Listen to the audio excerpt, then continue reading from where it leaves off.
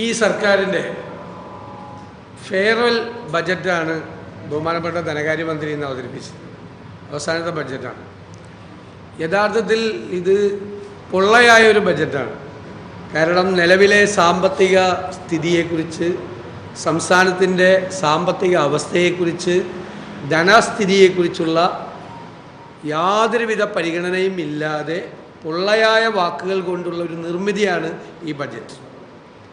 കഴിഞ്ഞ ബഡ്ജറ്റിൽ പറഞ്ഞിരുന്നത് പുതിയ മാതൃകകളും രീതികളും കൊണ്ടുവരും, വ്യത്യസ്തമായതും വേഗതയേറിയതുമായ ഔട്ട് ഓഫ് ദ ബോക്സ് പദ്ധതി മാതൃകകൾ സ്വീകരിക്കുമെന്നാണ്.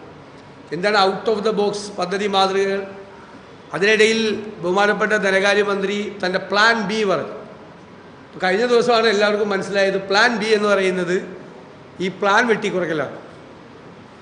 പ്ലാനിൽ ഗൗരവതരമായ വെട്ടിക്കുറവ് നടത്തിയിട്ട് വീണ്ടും പ്ലാൻ അലോക്കേഷനെ കുറിച്ച് പറയുന്നതിൻ്റെ വിശ്വാസ്യത എന്താണ്?